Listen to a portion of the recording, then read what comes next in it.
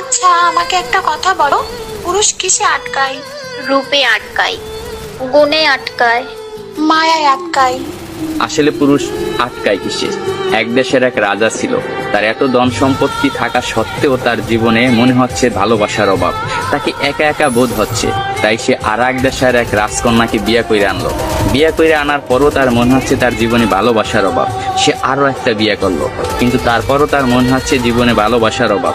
ভালোবাসার অভাব মিটাতে যাইয়ে একটা না, দুইটা না, তিনটা না, সে 9টা দেশের রাজকন্যাকে বিয়ে করলো। তার এখন 9টা বউ। তারপরও তার মনে হচ্ছে জীবনে ভালোবাসার অভাব। এট লাস্ট সে তার প্রধান দাসীর প্রেমে পড়ে গেছে। 9টা বউ থাকা সত্ত্বেও রাজা যখন দাসীর প্রেমে পড়ে গেল, এটা সমাজ মায়া নিল না। তার বউরা তো একেবারেই নিল না। তার বউরা রাজাকে প্রশ্ন করলো, এমন কি জিনিস আমাদের ভিতরে নাই যেটা ওই দাসীর ভিতরে আছে? আপনার যদি বউ দরকার হয়, আপনি অন্য কোনো রাজার মেয়েকে বিয়ে করবেন, আপনি দাসীকে কেন বিয়ে করবেন? তখন রাজা বলল, 9টা বউ থাকা সত্ত্বে আমি রাজা হইয়া দাসীর কেন প্রেমে পড়লাম, এটা শুধু আমি তোমাকে না, পুরো বিশ্বকে দেখাবো। এটার জন্য আমি কালকে বড় একটা অনুষ্ঠানের আয়োজন করা হবো। ওই অনুষ্ঠানে আমি প্রমাণ করাই দেব আমি রাজা হইয়া কেন দাসীর প্রেমে পড়লাম। পরের দিনকে একটা বড় অনুষ্ঠানের আয়োজন করা হলো। ওই অনুষ্ঠানে 10টা থালা ছিল। 10টা থালা 10 রকমের সম্পদ দিয়ে ভরপুর ছিল।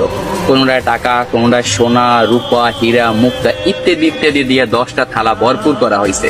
10টা থালা ভরপুর করার পর রাজা সবাই